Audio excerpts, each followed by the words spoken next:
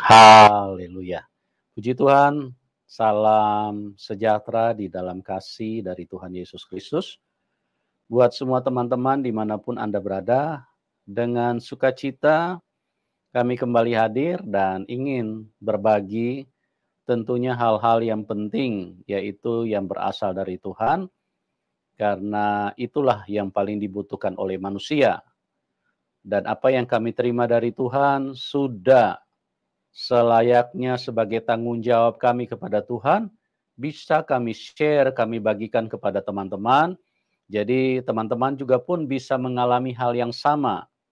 Jika Anda mau membuka hati, jika Anda mau meresponi, karena Tuhan adalah Tuhan yang maha baik. Yang kedua, Dia maha kuasa. Yang ketiga, Dia maha hadir. Dia maha segala-galanya dan Dia maha baik. Itu yang terutama, ya. Dan Dia mengasihi semua manusia, siapapun Anda, latar belakang apapun yang Anda miliki, tetap Dia mengasihi Anda. Karena memang Dia Tuhan yang baik. Dialah Tuhan yang menciptakan semua hidup manusia. Itu dikatakan di dalam firman Tuhan.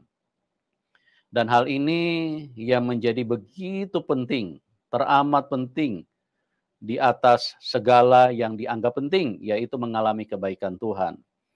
Karena tanpa kebaikan Tuhan, maka manusia akan mati.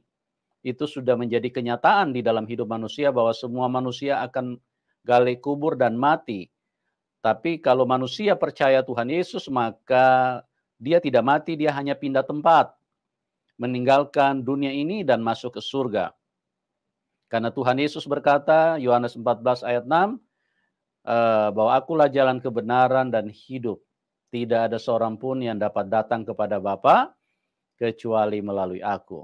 Nah, betapa berkuasanya firman Tuhan dan betapa jelasnya firman Tuhan bahwa hanya Tuhan Yesus jalan kebenaran dan hidup. Tidak ada yang lain, ya. Di dalam Kisah 4 ayat 12, di bawah kolong langit ini tidak ada nama lain yang olehnya manusia bisa diselamatkan kecuali di dalam nama Tuhan Yesus. Nah, jelas ya Bapak Ibu, bahwa di bawah kolong langit ini tidak ada nama lain. Saya percaya semua kita yang menyaksikan acara ini, kita sedang tinggal di bawah kolong langit.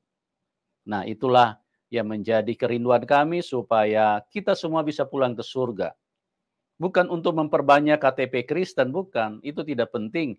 Itu cuma membuat pekerjaan bertambah banyak. Karena ganti-ganti KTP itu kan pekerjaan. Tapi menyampaikan sesuatu yang bermanfaat supaya Anda bisa pulang ke surga, itulah yang terpenting. Uang banyak tidak bisa membawa manusia ke surga. Membawa manusia naik pesawat boleh. Tapi naik ke surga tidak bisa. Karena pesawat tidak bisa pergi ke surga. Hanya orang yang hidup di dalam Tuhan Yesus, ya. Mendapatkan pendidikan tinggi juga tidak bisa bawa manusia ke surga. Hanya orang yang percaya kepada Tuhan Yesus.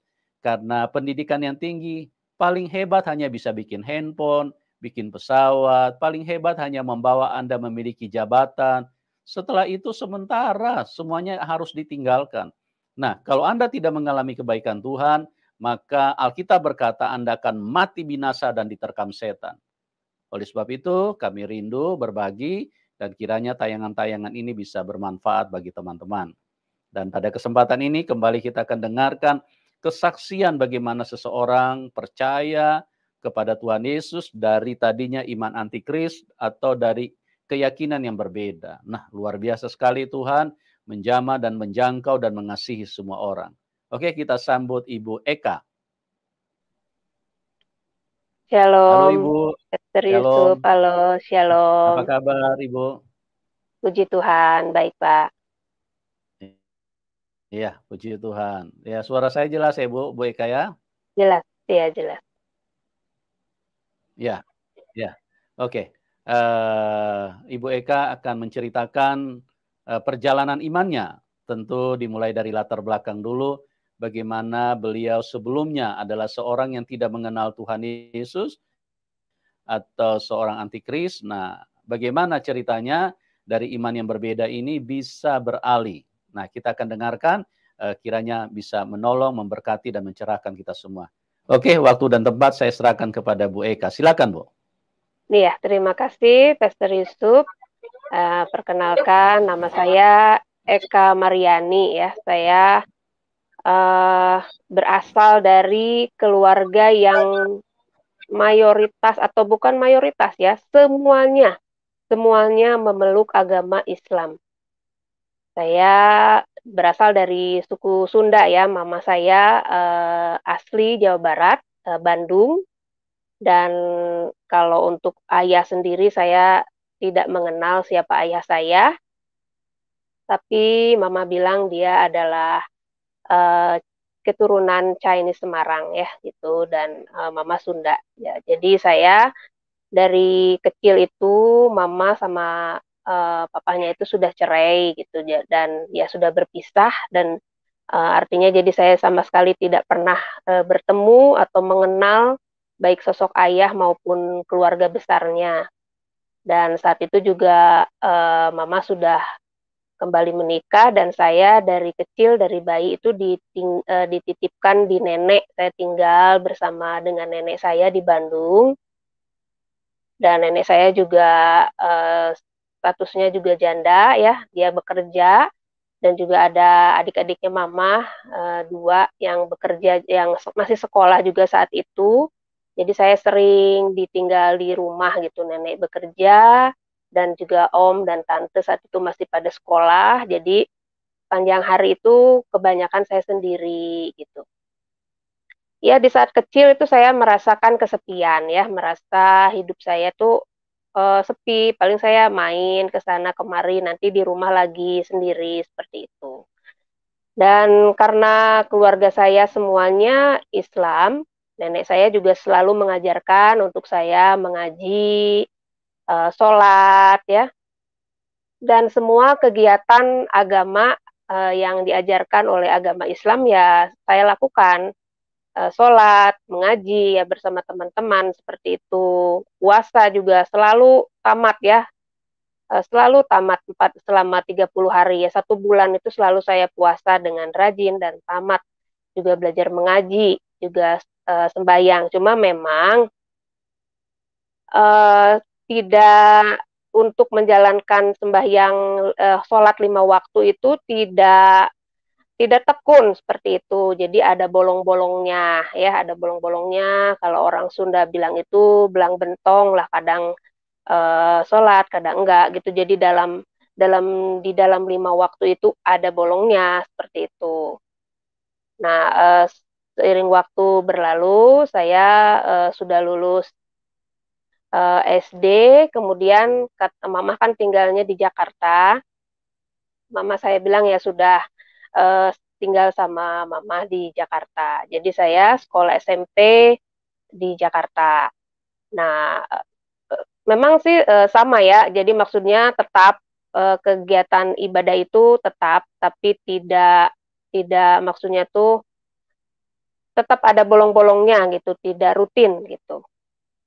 Ya demikian juga di rumah gitu dengan mama dan sebagainya ya. Jadi, nah saya tuh, pas kelas 3 SMP, di awal-awal kelas 3 SMP, itu saya mulai mulai memikirkan, oh saya tuh, beribadah begini-begini aja, seperti itu. Saya ingin untuk lebih lagi, mendalami ya, mentaati agama dan yang terpenting di atas segalanya itu saya ingin lebih kenal dengan Tuhan. Saya ingin lebih dekat dengan Tuhan, seperti itu. Jadi, walaupun di keluarga itu tetap masih maksudnya tidak terlalu, eee, taat melakukan ibadah, tetapi saya saat itu berkomitmen untuk saya mau mulai taat menjalankan semua kewajiban agama saya. Ya jadi di situ saya mulai, menjalankan sholat 5 waktu dengan taat, berpuasa di tengah minggu itu biasanya waktu itu tuh Senin, Kamis itu puasa, dan juga mengaji, ya dan sebagainya ya. Nah, tapi pada saat itu justru ketika saya ingin mendekatkan diri kepada Tuhan, ingin lebih mengenal siapa itu Tuhan, saya ingin taat beribadah, justru ketika satu kesempatan di siang hari, waktunya sholat zuhur ya, atau saya selalu bilang sholat lohor ya, seperti itu kalau di orang Sunda tuh bilang sholat lohor ya, ya sholat zuhur seperti itu ya. Saat itu kan, saya sebelumnya itu televisi masih menyala seperti itu. Jadi ketika saya sudah ambil wudhu, masuk kamar, ketika sudah siap, saya udah maksudnya itu tidak ingat lagi kalau itu televisi masih menyala seperti itu. Jadi saya ya sudah tanggung gitu ya, sudah saya sembahyang lohor ya, sembahyang zuhur. Nah ketika itu ya saya, sebetulnya waktu awal-awal mau sembahyang itu sudah tidak mendengar ya suara televisi, makanya saya udah tidak terlalu, wah, keluar dulu, matiin dulu atau kecilin dulu, seperti itu enggak punya pikiran seperti itu. Jadi saya sudah tidak sadar kalau itu televisi masih menyala gitu ya, saya sudah sembahyang aja gitu. Lalu tiba-tiba saya dengar lagu gitu, lagu sembahyang itu. Ya waktu itu RCTI ya, lagunya Yesus Tetap Setia yang dibawakan oleh Mawar Simorangkir ya, setelah saya selesai sholat keluar melihat itu, oh Mawar Simorangkir seperti itu. Nah lagunya seperti ini, mungkin saya akan, nyanyikan dulu ya lagunya.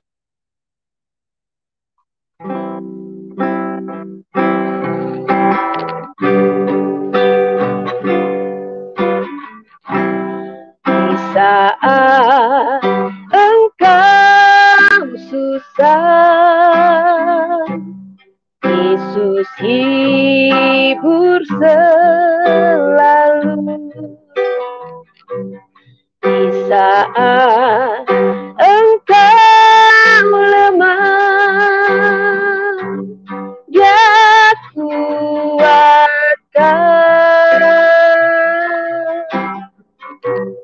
Yesus selalu menolongmu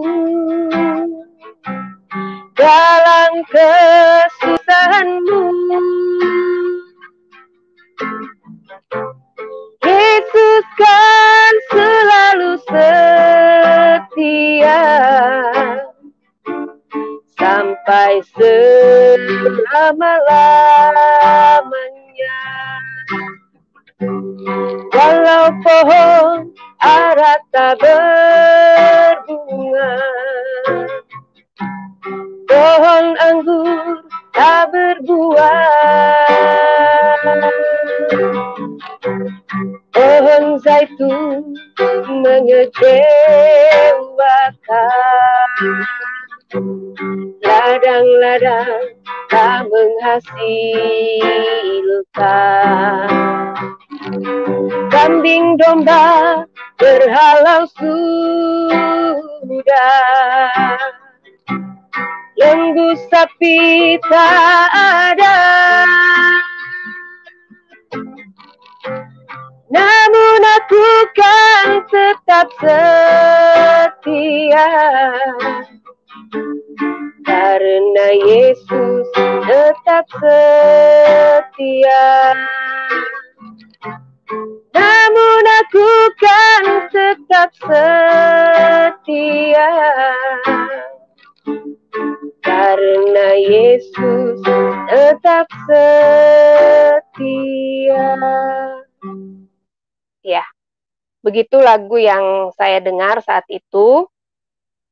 Dan ya entah mengapa gitu saya senang gitu ya. Mungkin sebelumnya juga pernah gitu ya dengar lagu rohani gitu ya. Tapi ya biasa-biasa aja gitu. Itu kan bukan lagu dari agama saya seperti itu. Cuek aja gitu. Tetapi ketika saya mendengarkan lagu ini, pesan lagu tersebut itu sangat menyentuh hati saya gitu. Saat itu saya merasakan, waduh, ada seorang pribadi ya yang bernama Yesus. yang akan setia menolong kamu, ya di saat kamu susah dia akan menghibur kamu, ya di saat saya lemah gitu, di saat kita lemah dia akan memberikan kekuatan, ya. Yesus selalu menolong dalam kesusahan dan sebagainya. Ya, di bait-bait awal ya, di bait-bait awal itu saya merasa tersentuh. Ya mungkin karena kehidupan saya yang sering merasa kesepian, ya dan dari latar belakang saya yang ya bisa dikatakan broken home ya seperti itu. Jadi saya merasa wah luar biasa gitu. Pokoknya intinya lagu ini sangat menyentuh saya ya, sangat menyentuh saya. Eee, dan saat itu pikiran saya tuh berkecamuk di dalam hati saya. Nah, selama beberapa hari lagu itu ada ya diputar ya. Jadi semacam seperti promosi album seperti itu. Jadi dalam beberapa hari itu setiap siang itu ada ya lagu itu. Saya sampai mencatat dan saya hafalkan, lalu saya ikut bernyanyi ya. Jadi saya ikut bernyanyi, yaitu yang luar biasa ya karena seorang yang beragama Islam tapi kok ikut-ikutan mengikuti lagu rohani Kristen seperti itu. Nah, disitulah ya Roh Kudus bekerja ya, saya percaya ya bahwa dari awal saya sholat juga, saya belajar untuk khusyuk gitu, tetapi kalau Roh Kudus yang berkuasa itu menginginkan untuk kita mendengar, maka sekusu apapun sholat itu pasti telinga kita dibukakan untuk dapat mendengar lagu itu. Dan memang di saat itulah ya titik awal dari ya bisa saya katakan kelahiran baru saya ya karena Roh Kudus membuat saya bisa mendengar dan hati saya mulai bergejolak untuk ingin mengenal siapa Tuhan Yesus itu. Ya tidak mungkin ya kalau bukan Roh Kudus. Nah, jadi dari situ saya mulai berpikir, saya ingin lebih mengenal siapa sih Tuhan Yesus itu. Kalau di agama Islam kan dia adalah Isa Al-Masih ya, putra Maryam. Tapi saya ingin kenal Yesus itu di dalam kekristenan itu seperti apa. Ya, jadi saya saat itu memutuskan untuk saya mau pindah agama gitu. Padahal saya waktu itu masih menjalankan agama saya ya dengan taat tetap ya walaupun saya ikut menyanyikan lagu rohani Kristen itu yang Yesus tetap setia, hati saya berkecamuk tapi saya tetap sholat, ya saya tetap mengaji ya.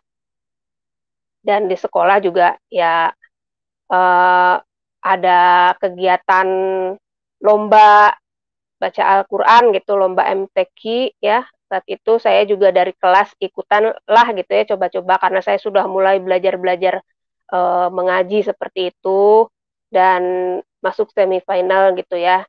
Dan jadi tetap aja gitu masih diikutin. Tapi saya sebelum lulus ke SMP itu saya sudah akhirnya memutuskan untuk udahlah saya pengen masuk Kristen gitu. Saya ini jadi hatinya masih berkecamuk terus gitu dengar lagu ini gitu. Saya tetap ada keinginan untuk mengenal Yesus. Nah, kebetulan saat itu tante saya ada yang menikah dengan orang yang beragama Katolik ya. Orang Manado beragama Katolik, namun juga ya KTP aja ya gitu, hanya KTP-nya saja Katolik. Ke gerejanya hanya 1 tahun sekali gitu kalau Natal saja. Dan tante juga ya dan mereka juga nikah Islam gitu ya, tidak ini. Jadi tante juga tidak terbawa gitu kan. Nah, lalu saya ngomong ke mamah dulu, lebih dulu, "Mah, ini ya saya ceritakan ya, kejadiannya seperti ini, lalu saya ingin masuk Kristen," seperti itu ya waktu itu. Ya mama saya sih awalnya kaget gitu ya, dan ya semaksimal mungkin sih kalau bisa ya jangan gitu, tetapi, memang kalau dari keluarga kami, kalau dari nenek itu memang ya, mayoritas itu fanatik gitu ya, tapi kalau kakek saat itu tuh, kakek tuh orangnya modern gitu ya, moderat gitu ya, pluralis lah gitu. Jadi ya semua agama sama, yang penting kamu tuh jadi orang yang baik seperti itu. Nah, jadi mungkin itu juga tertular ke mama dan mama bilang, "Ya udah yang penting kalau kamu memang serius, kalau kamu memang sungguh-sungguh, ya udah yang penting jadi orang mah baik gitu ya, benar gitu, jujur gitu ya." Kalau kata orang Sunda tuh waktu itu, eee, cager, bager, bener, jujur, beunghar gitu ya. Jadi yang penting mah, jadi orang mah baik ajalah gitu ya, gitu. Agama semua sama ya menurut, pandangan mereka seperti itu. Jadi akhirnya saya diberi izin oleh mama ya, jadi di dalam hal ini tidak ada ya, belum ada tantangannya. Nah lalu ya sudah saya kata tante, kata om yang Katolik itu, "Ya sudah nanti saya suruh adik saya ya untuk antar kamu ke gereja." Nah jadi saya pertama kali awal masuk gereja itu ke gereja Katolik ya, diantar oleh adiknya om. Ya memang belum tahu apa-apa gitu ya, belum ngerti apa-apa, tapi saya merasa ada kedamaian gitu, kok enak banget gitu ya masuk gereja seperti itu ya. Dan ya di dalam saya mendengarkan khotbah-khotbah juga tidak ada yang menyinggung misalnya, apa sih maksudnya tuh, menaburkan kebencian atau apa. Jadi ajaran agamanya itu penuh kasih. Nah, karena saya masih SMP kan saat itu, jadi ketika saya sudah mulai masuk-masuk gereja, ya saya juga di kegiatan di SMP, keagamaan masih tetap seperti itu dan bahkan saat ujian juga ya saya tetap mengisi ujian, ya mengikuti ujian agama Islam seperti itu. Nah, setelah lulus kan peralihan ke SEMEA ya, jadi saya masuk SEMEA, ya sebenarnya saya inginnya masuk SMA gitu ya, saya inginnya masuk SMA, tapi karena ya, mungkin mama juga ya kurang ya saat itu, maksudnya tuh, "Ya sudahlah yang penting kamu sekolah," gitu. Ada tuh temannya mama sekolah masuk di situ murah katanya. Jadi akhirnya saya dimasukkanlah ke SEMEA gitu ya. Jadi saya masuk SEMEA tapi kebetulan SEMEA itu bukan bukan sebetulnya bukan sekolah Kristen, bukan juga yayasan Katolik seperti saat ini mungkin kayak Selamat Riyadi, Santo Yusuf, bukan juga seperti itu. Cuman memang, eee, kepala sekolahnya itu Katolik gitu dan guru-gurunya juga banyak gitu ya yang ya campurlah artinya gitu ya. Jadi bisa juga disebut yayasan Katolik tapi tidak murni gitulah ya.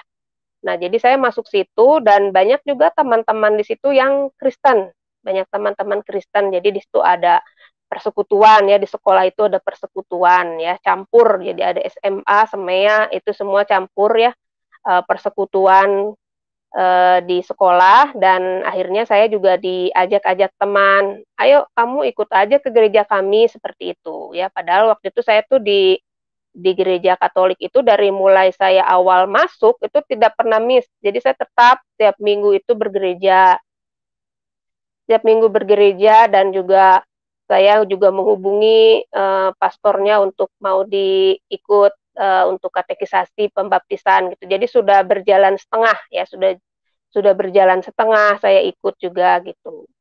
Nah, tapi karena ya masih muda gitu ya, masih labil, jadi akhirnya udah saya ikut sama teman-teman, karena kebanyakan juga Protestan, akhirnya saya saat itu, diajak ke gereja GKP ya, Gereja Kristen Pasundan ya di Cibubur, gereja GKP Yeruel Cibubur. Nah, akhirnya ya di situ karena banyak teman-teman gitu kan, ada persekutuan pemudanya, ada pemahaman Alkitab dan sebagainya juga, ya akhirnya saya, menikmati gitu ya. Ya intinya di dalam awal saya memutuskan untuk mau lebih mengenal Tuhan itu saya tetap enjoy aja terus, ada damai sejahtera, ada sukacita, dan mau belajar, oh gini ternyata saya ini manusia berdosa, ya saya ini membutuhkan juru selamat ya. Saya tidak bisa dengan amal perbuatan saya untuk menyelamatkan diri saya sendiri, seperti itu. Saya butuh Tuhan Yesus sebagai juru selamat karena saya manusia berdosa. Jadi, konsep berpikirnya sudah beralih ya dari tadinya kita lahir tabula rasa tanpa dosa, namun ketika saya memahami sedikit demi sedikit di kekristenan bahwa kita tuh memiliki dosa turunan. Ketika kita lahir ke dunia kita sudah berdosa gitu. Dan dengan amal perbuatan itu tidak bisa menyelesaikan dosa kita, tidak bisa membayar hutang dosa kita kepada Tuhan ya, kepada Allah. Jadi ya saya butuh juru selamat. Ya di situ saya semakin diteguhkan gitu. Oke, saya terus berjalan di dalam iman saya. Nah, sampai sebelum saya katekisasi, sebelum saya baptis itu, ayah saya itu, waktu itu memang mama kan ada menikah dengan orang Betawi ya, dan dia, ya ayah tiri saya ya, eee, rupanya sudah tahu seperti itu ya, sudah mencium. Memang selama ini kenapa tidak langsung tahu, karena memang jarang ya maksudnya tuh di rumahnya itu kan, dia karena orang Betawi, juga beragama Islam, jadi menikah lebih dari satu itu kan satu hal yang mungkin wajar ya, karena itu juga, diperbolehkan ya oleh agama Islam. Jadi memang, datang di mama itu paling satu malam gitu, nanti dia bergilir dengan istrinya yang lain. Nah, jadi akhirnya, untuk diketahui saya masuk Kristen juga tidak langsung gitu. Nah, ketika dia tahu, ya entah tahu dari mana gitu, ya dia tanya kepada saya, "Kamu katanya udah masuk Kristen gitu, masuk Kristen ya kalau kata orang Betawi, masuk Kristen kamu?" Saya bilang, "Iya, Pak," gitu. Terus dia bilang tuh, "Ya kalau bisa mah jangan gitu, kalau bisa tetap di Islam. Tapi ini, Bapak nih serius," katanya, "kalau misalnya kamu tetap di Kristen, ya udah kamu pergi dari sini," katanya. Karena ya menurut konsep, Bapak saat itu, kalau ada orang Kristen itu kafir, nanti rezeki susah masuk, katanya, "Nggak bisa gitu rezeki masuk kalau ada orang kafir ya, ada orang yang, eee, ya orang kafir seperti itu ya, murtad," gitu. Jadi, saya waktu itu tenang gitu ya, saya tidak merasa, "Waduh, saya harus pergi ini dari rumah," dan sebagainya, saya tidak gentar juga ya, saya cuman, bilang, "Ya Bapak maaf, saya sudah lebih mengerti lagi di kekristenan bahwa ya saya butuh juru selamat lah," seperti itu ya. Saya tidak bisa hanya dengan, ibadah saya seperti di Islam amal perbuatan seperti itu. Dan saya juga sudah bertekad untuk ingin menjalani kehidupan saya, mengenal Tuhan lebih dalam lagi di agama Kristen. Ya saya bersyukur, saya juga berterima kasih kalau selama ini saya sudah diizinkan untuk tinggal dengan mama, dengan bapak, tetapi ya saya tetap dengan pendirian saya. Lalu akhirnya, ya udah, sebetulnya bapak itu terdiam gitu ya, tapi saya langsung, "Ya udah Pak, kalau memang saya tidak boleh tinggal di sini, ya saya pamit," gitu. Lalu, saya juga saat itu, pikiran saya mungkin ya sementara ke tante gitu ya, tapi kan, eee, ya kadang-kadang juga ya di dalam rumah tangga, orang kan juga tidak selalu mudah gitu. Jadi, saat itu mama bilang, "Ya sudah kamu, sementara mama titipin aja di Mbak Susi," ya waktu itu ada ya Mbak yang suka bantu nyuci tapi pulang, jadi saya dititipin dulu di rumah kontrakannya, sambil pelan-pelan saya cari kontrakan, seperti itu. Ya, beberapa waktu kemudian ya adalah mungkin ya, 2 minggu lebih lah seperti itu saya di rumahnya Mbak. Lalu ada masih di dekat lingkungan situ yang tawarkan, sebetulnya bukan rumah kontrakan itu ya, sebetulnya bukan rumah kontrakan. Jadi darurat seperti itulah. Jadi dia ada bekas gudang di belakang rumahnya. Jadi berjejer dengan kamar mandi gitu di belakang rumahnya gitu ya, di luar. Jadi ketika dia buka pintu belakang, di sebelah kanannya itu bekas gudang, di sebelah kirinya itu kamar mandi, seperti itu ya, berhadap-hadapan. Nah, jadi mau nggak di sini, ya udah mau, ya waktu itu saya masih ingat ya, bayarnya 100.000 ya 1 bulan saat itu ya di Jakarta. Belakangnya itu got ya, kalau kata orang Jakarta bilang itu got, dan juga ya bekas gudang dan, luasnya juga ukurannya nggak jauh berbeda gitu ya dengan kamar mandi yang di sebelahnya gitu ya. Panjangnya ya mungkin maksimal 2 meter ya, dan lebarnya cuman 120-an gitu ya, 120 lebih lah. Pokoknya cukup untuk saya gelar tikar tidur seperti itu ya. Ya oke, akhirnya daripada saya tinggal di rumah orang gitu, ya udah saya tinggal di situ, tetapi saya tidak merasa seperti orang yang, "Aduh kasihan banget deh gue," gitu ya, "sengsara amat nih hidup," enggak ya. Saya tidak pernah punya pikiran seperti itu. Saya tetap sukacita ya, saya memiliki damai sejahtera yang daripada Tuhan Yesus. Saya memuji Tuhan, ya saya malahan rajin ya ke gereja dan sebagainya gitu. Bahkan juga di persekutuan pemuda itu ikut-ikut juga pelayanan ya dan sebagainya gitu. Sampai ya saya memutuskan untuk, katekisasi ya, mengikuti katekisasi waktu itu lama ya, hampir 1 tahun ya kalau di GKP itu. Ya memang betul-betul ya diajarkan tentang Allah Tritunggal dan sebagainya. Jadi kita harus mengerti dulu ya, paling tidak, ya maksudnya tuh bukan mengerti ya, karena masih ada sisi-sisi misteri juga ya di dalam, iman, karena Allah itu kalau dimengerti 100% ya dia bukan Allah. Lalu ya saya pokoknya Roh Kudus yang memberikan iman, ya. Saya percaya, saya menjalani prosesnya. Jadi pada tahun 1994 ya, waktu itu saya dibaptis Sidi, ya, di gereja GKP. Ya terus ya, waktu berlalu saya tetap berada di ya rajin ya beribadah dan sebagainya. Yaitu mungkin yang saya keluar dari rumah itu merupakan, tantangan yang pertama ya, tantangan, tapi menurut saya ya tidak terlalu bagaimanalah gitu ya, masih bisa diatasin gitu. Tapi, satu hal itu yang merupakan mukjizat juga buat saya, ya saya menjalaninya dengan happy aja gitu. Saya tidak merasa orang yang susah gitu, saya tidak merasa orang yang menderita dan sebagainya, enggak justru ya. Nah, justru saya merasanya sukacita aja gitu, karena saya waktu itu ketika saya di dunia nyata saya tidak pernah mengenal ayah, saya tidak punya ayah, tapi ketika masuk Kristen saya punya Bapa yang kekal, ya saya punya Bapa yang begitu baik buat saya, ya pokoknya saya mengimani ya, bahwa Bapa itu begitu baik memberikan anugerahnya kepada saya. Ketika saya ingin lebih mengenal Tuhan, Tuhan menunjukkan dirinya ya, Tuhan, mengenalkan dirinya kepada saya, "Akulah Tuhan," ya, "Akulah Allah yang benar," ya, "Akulah jalan dan kebenaran dan hidup, dan tidak ada seorang pun yang datang kepada Bapa kalau tidak melalui Aku." Ya, jadi di situ saya bersyukur ya, bersyukur saya bisa mengenal Tuhan. Ketika saya ingin taat beribadah, justru, eee, dinyatakanlah, "Inilah aku Tuhan," ya. Tuhan yang memang harus kamu sembah ya, kamu harus mengenal aku, Tuhan, kamu harus menyembah Tuhan yang kamu kenal. Ya di situ saya benar-benar mengenal siapa Allah itu.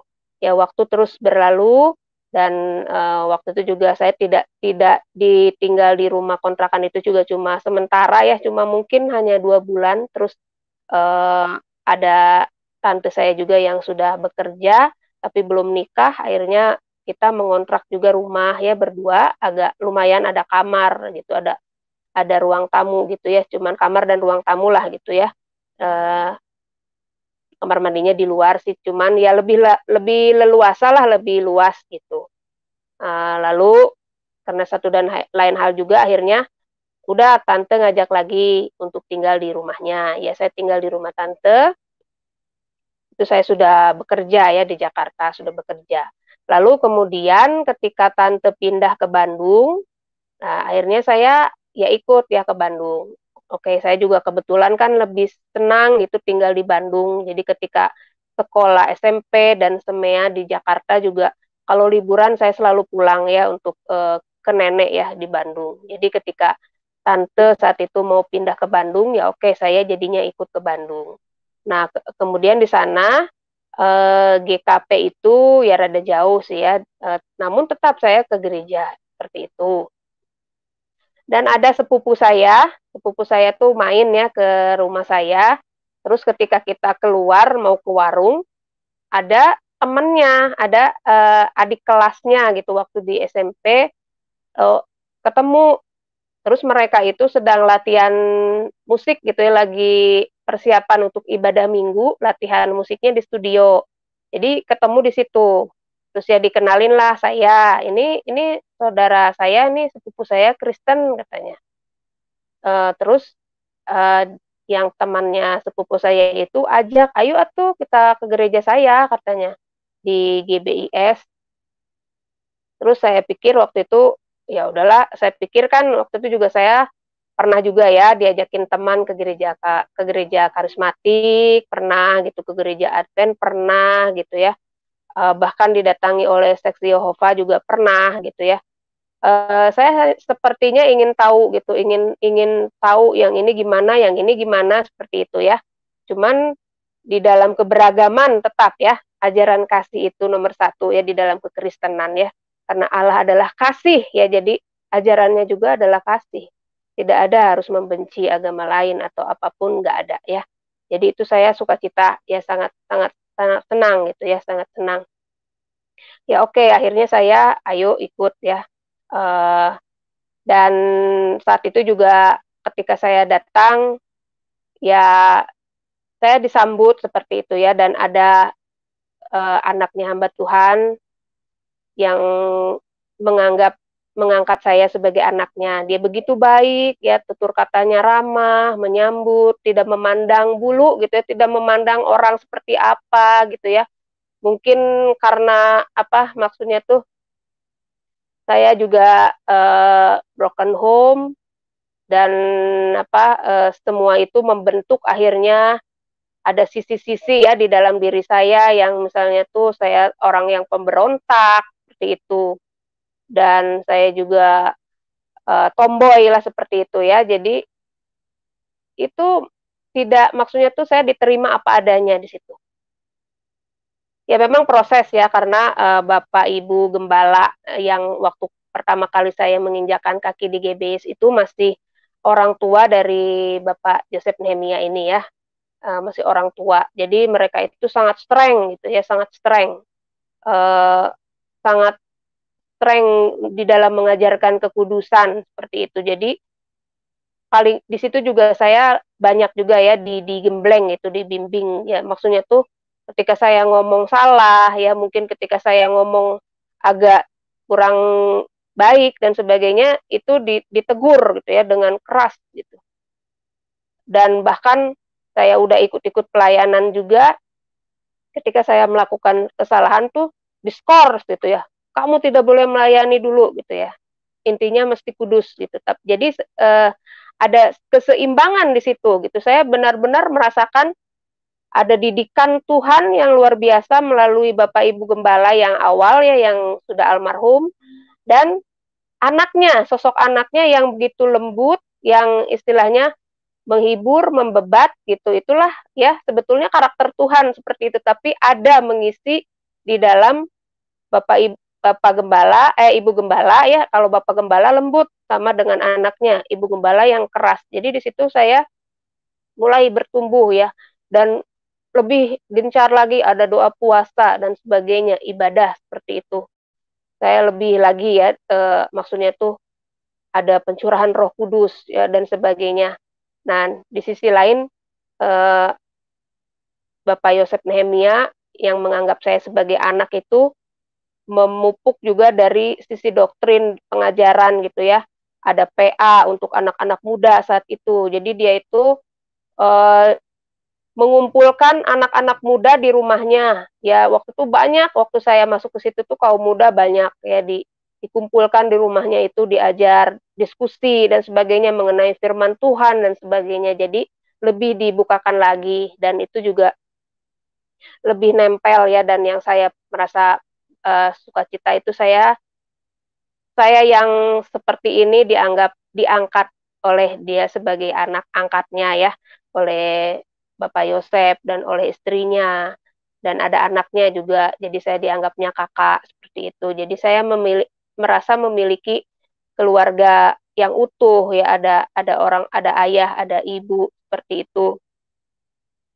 Makanya saya ya terus di situ gitu ya, saya tidak tidak istilahnya tidak kemana mana lah, di situ aja saya melayani gitu. Nah, pada satu ketika ayah saya itu tawarkan saya untuk sekolah teologi. "Ayo kamu mau nggak?" katanya, "sekolah teologi." Ya saat itu saya cuman, ya mau aja gitu kan, ya kalau memang itu kehendak Tuhan saya mau gitu. Jadi kesediaan bersedia. Dan ada teman juga satu, yang dicalonkan juga laki-laki. Dia sudah lebih dulu, sudah lebih lama di gereja itu dari mulai sekolah minggu ya, kan saya kan tidak sekolah minggu. Saya datang ke situ sudah lulus SEMEA gitu ya, sudah, eee, pemudi lah gitu ya, sudah dewasa. Akhirnya ya 2 dicalonkan dan saat itu, ayah rohani saya itu belum belum menjadi pendeta ya, tapi dia aktif menopang itu melayani dan masih banyak juga yang lain-lainnya. Ada pembela sidang ya, ada majelis lah seperti itu ya, yang jadi segala sesuatu yang memang harus dirapatkan dulu gitu, tidak, eee, otoritas dari ayah rohani saya, tapi tetap dirapatkan dulu. Nah, saya hanya berdoa aja, "Tuhan kalau memang ini kehendak-Mu, ya pasti akan jadilah." Dan saya, punya komitmen gitu ya, kalau seandainya saya jadi, ini kepada diri saya sendiri, mungkin saya tidak akan menikah, seperti itu. Saya akan full aja terjun pelayanan ya, untuk melayani Tuhan.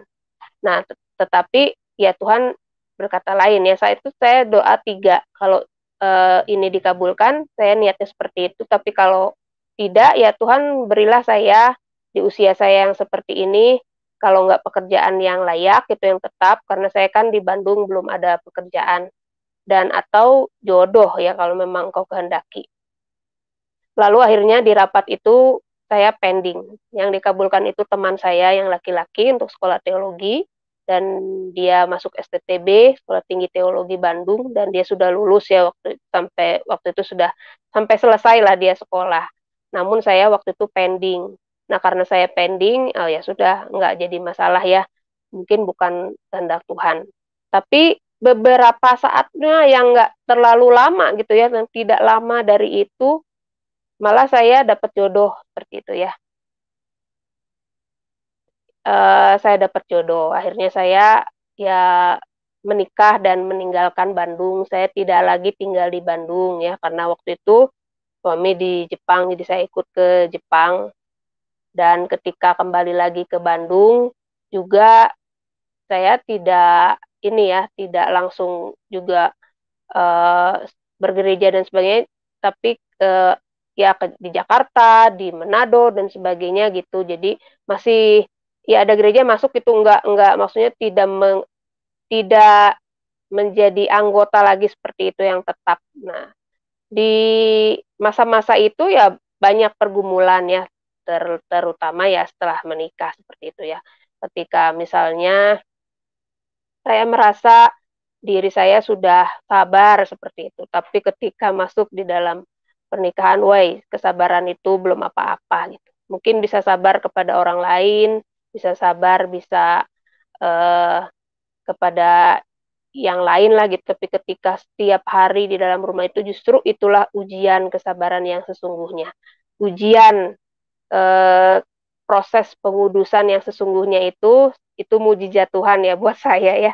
Saya merasa itu mujizat ya karena ketika saya sempat juga beberapa kali ya bukan ya maksudnya tuh tidak berjanji ya, tetapi ngomong pada diri saya sendiri, "Ah, saya sih nggak mau nikah," seperti itu.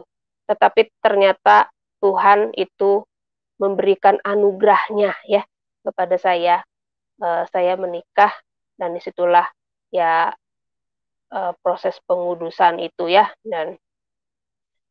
nah waktu itu saya setelah kembali lagi ke Bandung, saya tinggal di komplek dan tinggal di komplek itu, karena saya juga tidak punya kendaraan ya, walaupun motor juga saya nggak punya, waktu itu saya tinggal ngontrak di sebuah komplek dan ada gereja GPDI di situ. Walaupun saya misalnya mau beribadah keluar itu lokasinya lumayan ya, kalau ke dalam itu harus naik ojek, naik angkot dan sebagainya. Jadi, wah ongkos ya lumayan gitu. Akhirnya saya, ya udahlah yang penting saya bergereja. Karena tetap walaupun saya belum maksudnya itu belum aktif berkecimpung lagi, melayani lagi, tapi saya tetap memiliki kerinduan gitu untuk saya mau beribadah kepada Tuhan, untuk saya mau ke gereja, seperti itu. Nah, jadi saya ya ke gereja. Tadi mungkin ada yang terlewat ya, kalau berbicara mengenai mujizat Tuhan, pada saat itu juga saya sedang, maksudnya tuh semangat ya untuk memberitakan Injil, dan Tuhan juga katakan kan, kabarkan Injil ya di Yerusalem terlebih dahulu. Jadi saya ingat kepada keluarga saya, kepada mama ya, kepada tante, ada adik saya, ada adik, dan juga waktu itu sepupu saya. Jadi saya menginjili mereka gitu ya. Ya saya, hanya mencoba ya untuk mengemukakan iman kepercayaan saya ya. Namun, balik lagi ya, eee, satu hal yang saya yakin dan percaya bahwa yang bisa, mengubah orang itu adalah Roh Kudus ya, yang bisa membalikan hati manusia, mengubah pikiran mereka adalah Roh Kudus ya. Tidak ada yang bisa mengubah iman manusia, pikiran ya, hati seseorang, kecuali Roh Kudus. Jadi saat itu saya hanya melakukan apa yang diperintahkan Tuhan kepada saya untuk, penginjilan ya, untuk mengumumkan ya bahwa memberitakan bahwa Yesus itulah juru selamat, dan siapa yang percaya kepadanya tidak akan binasa, melainkan beroleh hidup yang kekal. Ya puji Tuhan ya, Mama bisa percaya kepada Tuhan saat itu, juga tante ya, adik saya juga udah mulai-mulai gitu ya, ikut-ikut ke gereja dan sebagainya. Terus sepupu saya ya, jadi yang sudah dibaptis saat itu mama, tante, dan sepupu saya ya, yang memperkenalkan saya kepada teman yang membawa saya ke gereja GBIS. Dia juga akhirnya mau ya ikut-ikut, dan akhirnya dia juga, dibaptis saat itu. Kebetulan dibaptisnya bareng dengan saya ya, karena waktu itu kan saya sebetulnya sudah dibaptis di GKP, tapi karena saya masuk ke GBIS itu aturan, sinodenya kan harus baptis selam. Jadi saya di dia diajarin lagi sama Bapak Gembala saat itu untuk, "Kamu harus baptis selam," seperti itu. Akhirnya ya saya, "Ya okelah Pak," gitu, "saya mau." Akhirnya waktu itu saya baptis selam, ya bersama sepupu saya itu yang sudah menggebu-gebu ya, ikut doa puasa juga, ikut ibadah dan sebagainya. Akhirnya kita berdua dibaptis.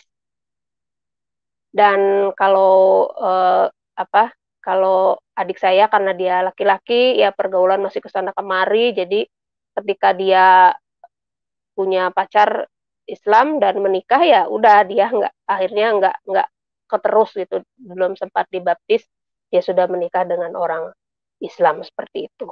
Jadi pada saat itu ya yang, saya merasa itu mujizat Tuhan yang terjadi ya, melalui ya saya mau untuk memberitakan Injil, dan Roh Kudus menjamah hati mereka sehingga ya mereka mau ya untuk percaya kepada Tuhan.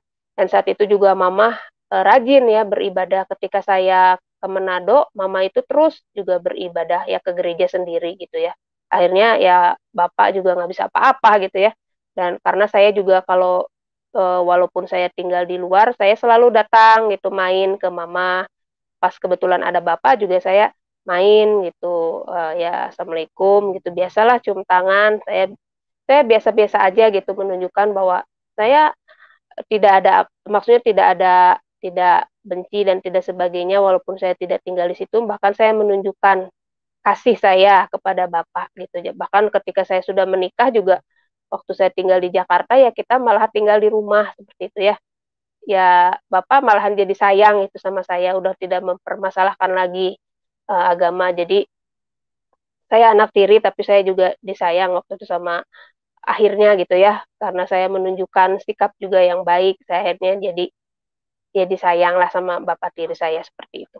Nah, jadi kembali lagi ya, saya waktu itu sudah tinggal di komplek, ya saya bergereja di GPDI, dan saya juga, sebetulnya ya tidak kembali lagi ke GBS, karena memang GBS itu kita sampai saat ini pun belum memiliki gedung gereja sendiri. Jadi berpindah ke sana kemari, ke sana kemari. Jadi memang, tidak tahu lagi di mana gitu, saya tidak tahu keberadaannya di mana ya.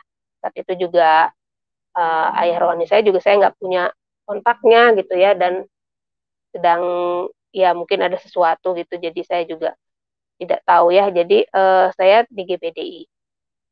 Tapi satu ketika saya dapat telepon dari ya justru yang teman yang pertama kali ngajak saya ke GBS itu gitu, telepon, "Apa kabar?" Ngobrol-ngobrol, saya juga nggak tahu ya dapat kontak dari mana dia ya sebetulnya gitu. Dia kasih kabar lagi, "Ini GBS ada di sini sekarang," gitu. "Oh ya? Ya, okelah nanti saya mau main ke sana," gitu. Akhirnya ya saya main ya ke GBS lagi.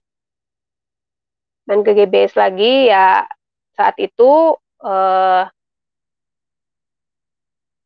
orang tua ya sudah tidak ada ya bapak ibu gembala yang dahulu sudah almarhum dua-duanya, dan anaknya yang mengangkat saya sebagai anak itu, Bapak Yosef Nehemia itu, sudah menjadi hamba Tuhan di situ menggantikan orang tuanya. Ya saya disambut dengan baik ya, bahkan yang jemaat-jemaat yang baru juga, sama jemaat lama dikasih tahu itu anak anak angkatnya Pagem katanya, anak angkatnya Pagem datang gitu. Jadi ya saya tetap ya apa maksudnya itu sudah melekat bahwa saya anak angkat dari Bapak Gembala ya. Lalu ya saya ditawari lagi untuk, "Ayo, kamu bantu kami lagi di sini," gitu kan, "bergereja lagi di sini." Ya saya cerita, saya sekarang pelayanan di GPDI. Lalu ya udah saya, belum memutuskan, tapi saya tetap setiap Minggu sore saya gereja ya, dan Minggu pagi saya pelayanan di GPDI. Dan memang waktu itu, waktu di GPDI ya saya mulai gitu ditanamkan lagi kerinduan ya untuk ingin lebih lagi mengenal Tuhan, ya ingin ingin lagi kembali berkomitmen ya untuk hidup di dalam jalan Tuhan ya, karena proses mengiring Tuhan itu kan tidak instan ya, tidak ketika saya SMP di Jamaah Tuhan tidak langsung saya, hidup saya langsung drastis berubah, tidak seperti itu ya. Proses itu terus terus ya, proses pengudusan itu ya, di dalam rumah tangga, terlebih lagi terus gitu ya, memiliki anak dan sebagainya. Eee, dan bahkan sampai detik itu pun ya saya masih, maaf, saya masih merokok seperti itu ya. Tapi ketika saya memiliki pikiran untuk, "Aduh Tuhan, saya ingin ingin bertobat," seperti itu ya. Saya ingin lebih lagi kepada Engkau, ternyata ya Tuhan malah memberikan jalannya untuk saya kembali lagi ke GBIS ya. Di sini dalam hal ini bukan masalah gerejanya ya, bukan masalah, eee, gere GPDI lah, GBIS bukan seperti itu ya, tapi cara Tuhan yang membimbing untuk saya bisa bertemu lagi dengan ada seorang ayah rohani ya, ayah yang membimbing, yang betul-betul mengarahkan, yaitu jalan Tuhan ya untuk, lebih memproses saya lagi, lebih dalam lagi ya. Nah akhirnya ketika, saya melayani juga di GPDI, juga di GBIS, eee, tapi ketika Natal itu kan, ya biasa ya kalau Natal itu kan sibuk ya, di sini ada Eee, banyak kegiatan untuk persiapan Natal, ya di sana juga sama gitu, ada persiapan Natal. Akhirnya saya berpikir, "Wah, saya tidak bisa kalau seperti ini." Ya memang sih sukacita melayani Tuhan, tetapi saya mesti memutuskan, kalau tidak bentrok waktunya sih no problem gitu, tapi kalau pas ketika itu waktunya tuh bentrok. Nah, di situ saya apa, dipaksa ya untuk memilih, ya. Akhirnya ya saya berdoa ya. Lalu Tuhan ya melalui hati nurani saya ya, melalui hati saya berkata, "Ya udah kamu kembali ke GBIS saja." Akhirnya saya pamit dengan baik-baik kepada gembala sidang di GPDI. Ya oke, saya bilang saya dulu juga bertumbuh di GBIS, eee, ya oke mereka tidak jadi masalah ya, silakan aja, nggak jadi masalah gitu.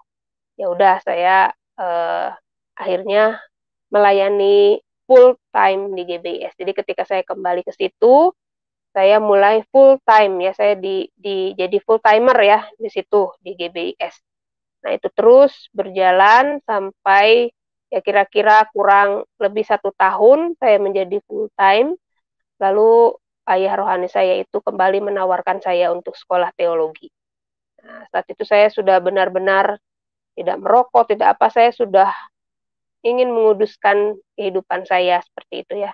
Mulai terus, dibimbing untuk bertumbuh ya, untuk proses pengudusan yang lebih lagi ya, dan itu mukjizat yang terjadi itu terus ya, kesabaran terus bertambah, penguasaan diri dan sebagainya itu tetap ada ya, ada gitu ya, ada perubahan lah, ada proses pertobatan itu ada ya. Saya percaya karena itu Roh Kudus ya, ketika Roh Kudus melahirbarukan kita, barulah kita bisa bertobat.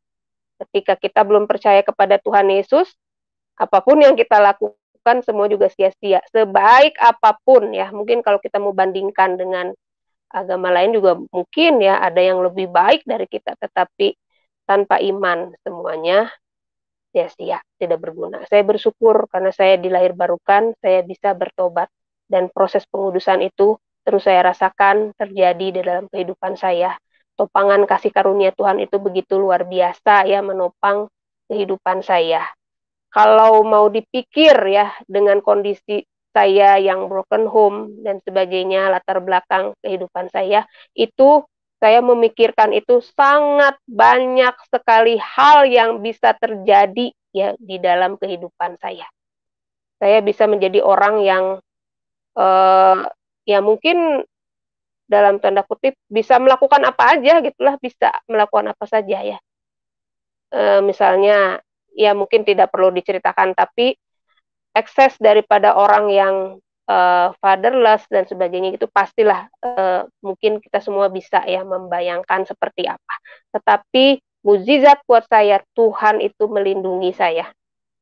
Ya walaupun saya pernah juga merokok dan sebagainya, minum, tapi hanya sebatas itu. Dan Tuhan itu menanamkan kesadaran di dalam diri saya ya, Roh Kudusnya itu.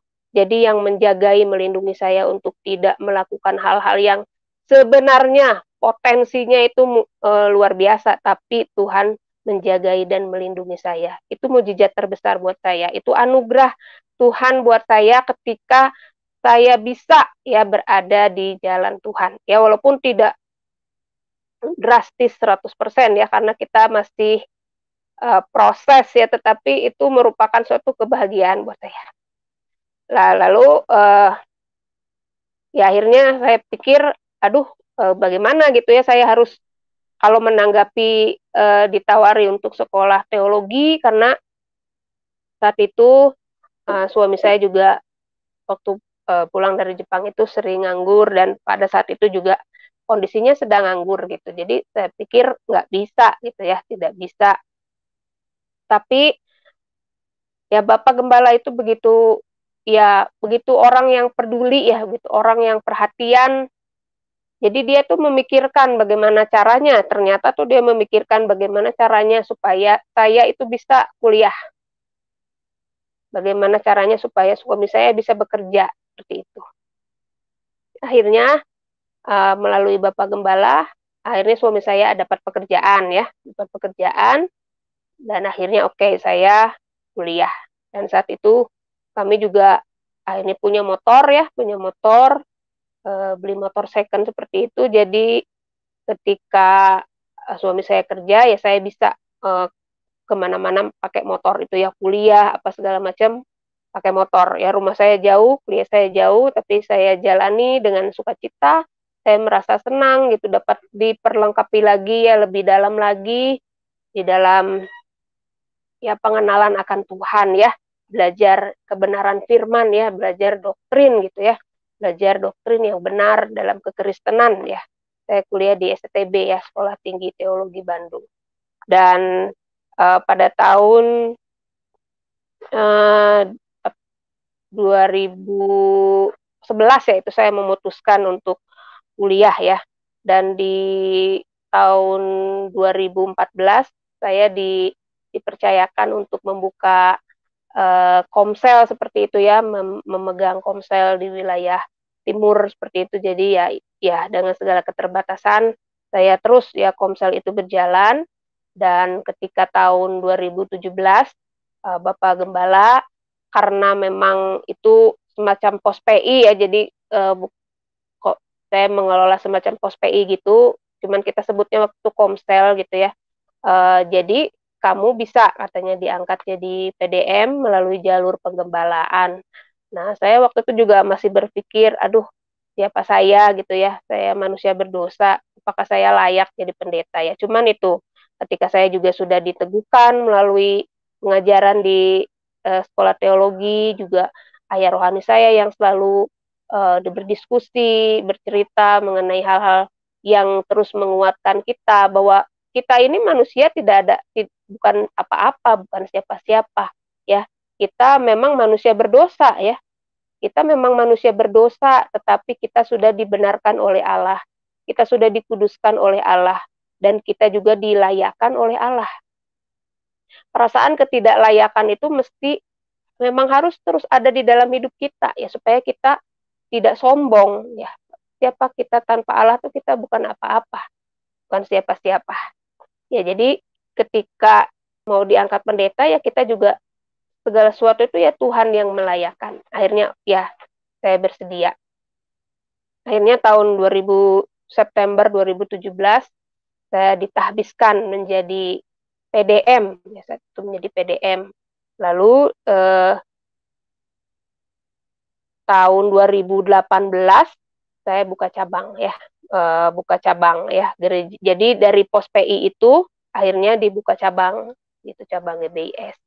Ya, dan di tahun yang sama ya setelah beberapa waktu terus berjalan, lalu di tahun yang sama itu saya ditawari untuk kembali mengambil sekolah S2 ya, melanjutkan sekolah S2. Ya saya pikir aduh saat itu pas posisinya suami saya juga waktu itu kembali menganggur ya, lagi nganggur juga, cuman saya sudah pindah rumah di daerah Ciputra, saat ini tempat saya tinggal. Dan ya ada bisa buat usaha gitu ya, bisa awalnya saya bisa buat jualan kopi seperti itu, suami saya ada kesibukan juga, jual es batu dan sebagainya, jadi ya oke lah dan, lokasi ke kampus itu sudah tidak terlalu jauh. Jadi ya akhirnya ya baik saya memutuskan untuk kembali ke sekolah teologi. Ya puji Tuhan, eee, segala sesuatu berjalan ya menurut, kehendak Tuhan dan proses pengudusan di dalam kehidupan saya terus terjadi ya. Rumah tangga saya sudah 22 tahun ya berjalan, itu semua karena anugerah Tuhan dan Tuhan izinkan untuk memproses kehidupan saya di dalam pernikahan ya, memiliki anak, memiliki suami, di situ, proses pengudusan itu, Tuhan izinkan terjadi di situ. Ya bersyukur ya, saya mujizat Tuhan buat saya juga semakin banyak perubahan. Saya semakin, lebih rindu lagi untuk berkomitmen, memang saya sudah berkomitmen, untuk melayani Tuhan ya, karena saya juga sudah menjadi hamba Tuhan ya, memutuskan untuk jadi hamba Tuhan. Jadi harus menjadi terang ya, harus menjadi garam, harus menjadi berkat bagi orang lain, bagi keluarga dan sebagainya. Dan satu hal juga bahwa, eee, ketika saya udah berusaha ya untuk menginjili keluarga ya, seperti itu, tapi balik lagi ya, mereka kembali lagi ya, kalau mama waktu itu karena, rumahnya dijual, pindah ke satu lingkungan, dan di lingkungan situ, ya mayoritas dan juga ya sedikit fanatik dan juga KTP kan memang waktu itu mama juga tidak berubah. Jadi ketika lapor RT, ya disangkanya ya Islam gitu, jadi diajak lagi untuk, mengaji ke masjid dan sebagainya gitu, dan waktu itu posisinya juga, sedang di bawah gitu, jadi ya ada dapat santunan dan sebagainya. Jadi ya udahlah katanya tuh, yang penting mah untuk sosialisasi ajalah katanya, memang lebih mudah katanya kalau di Islam. Ya walaupun secara hati kadang mama tuh suka lebih senang dengar lagu rohani Kristen gitu, suka lebih, damai seperti itu. Tapi ya udah pilihan ya, saya tidak bisa memaksakan dan semua juga. tante juga, dan sepupu saya juga akhirnya menikah dengan orang Islam balik lagi. Jadi, satu mukjizat juga buat saya bahwa ketika saya diberikan keteguhan iman yang sungguh-sungguh kepada Tuhan Yesus, ingin mengiring Tuhan, itu adalah mukjizat terbesar buat saya. Saya manusia yang harusnya dimurkai Tuhan ya, dihukum ya. Tetapi Tuhan dengan kasih karunia-Nya memberikan anugerahnya buat saya untuk saya dapat percaya kepada Tuhan Yesus dengan sungguh-sungguh. Itu merupakan anugerah yang luar biasa. Kerinduan untuk terus berproses ya di dalam proses pengudusan, semakin hari semakin berkenan kepada Tuhan, itu juga merupakan suatu anugerah. Meninggalkan kehidupan yang lama ya, menanggalkan manusia lama dan terus mengenakan manusia baru yang terus-menerus diperbaharui. Itu juga merupakan kekuatan yang hanya daripada Tuhan. Ya, puji Tuhan, tahun ini saya akan lulus dari S2 dan komitmen saya adalah melayani di gereja saya saat ini ya. Jadi sudah mantap, sudah tidak ada ingin tahu ini, itu, ini, tapi di gereja inilah saya bertumbuh dan saat ini ayah rohani saya juga sudah almarhum ya, tahun lalu karena COVID. Ya, jadi ya saya ingin terus ya membaktikan hidup saya kepada Tuhan dan juga di gereja yang sudah ada ayah rohani saya yang begitu mengasihi saya dan bisa menerima saya apa adanya.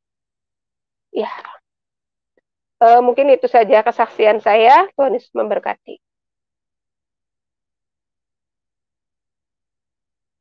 Saya kembalikan kepada Pastor Yusuf.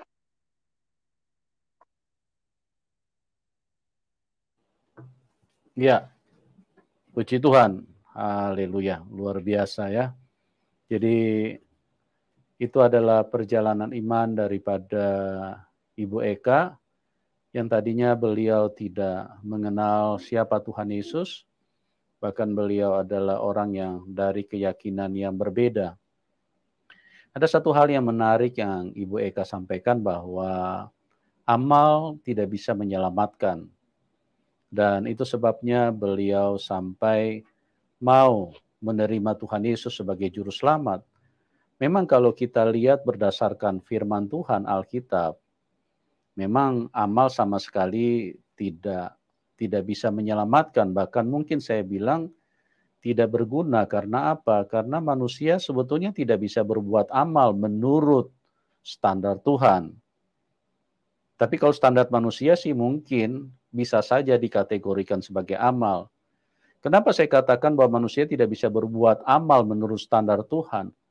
Karena di Taman Eden sudah diberitahu saja kepada Adam dan Hawa, sudah diberi nasihat, sudah diberi firman, mereka tidak bisa ikuti, mereka tidak bisa mentaati. Cuma dibilang jangan makan buah itu, mereka tidak taat. Padahal sudah ada petunjuk, sudah ada firman, sudah ada kebenaran yang disampaikan kepada mereka, kalau kamu makan kamu akan mati. Ini pun manusia tidak bisa taat. Nah, bagaimana manusia bisa mau berbangga diri bahwa dia bisa melakukan kebaikan dengan berupa amal? Itu sangat mustahil. Kalau menurut Alkitab, manusia mustahil bisa melakukan kebaikan, ya. Bahkan Alkitab mencatat bahwa kebaikan manusia itu seperti kain kotor. Artinya sesuatu yang benar-benar tidak dibutuhkan oleh Tuhan, karena manusia kalau dia berbuat baik itu berarti dia hanya ingin memanfaatkan situasi. Jadi luar biasa ya bagaimana Ibu Eka bisa menjadi seorang yang percaya kepada Tuhan Yesus dan sadar betul bahwa amalnya tidak bisa menyelamatkan, tapi hanya Tuhan Yesus juru selamat. Hanya Tuhan Yesus bisa bawa kita ke surga. Perbuatan baik kita sekali lagi tidak mungkin, ya. Tetapi pertolongan Tuhan, kasih karunia Tuhan, itulah yang bisa membuat kita bisa pulang ke surga, ya. Sekali lagi, teman-teman, bagi Anda yang belum kenal Tuhan, jangan lupa bahwa Anda perlu Tuhan Yesus. Yang sudah kenal Tuhan, biarlah semakin kuat, semakin teguh di dalam Tuhan Yesus. Yang sedang di persimpangan, yang sedang mencari kebenaran, ya carilah, ya pelajarilah dengan sungguh-sungguh.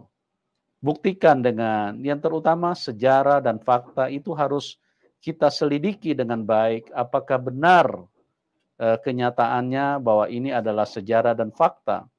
Tetapi kalau ini hanya sebuah cerita, nah ini yang menjadi bahaya buat manusia. Karena apa? Karena cerita itu hanya berasal dari manusia.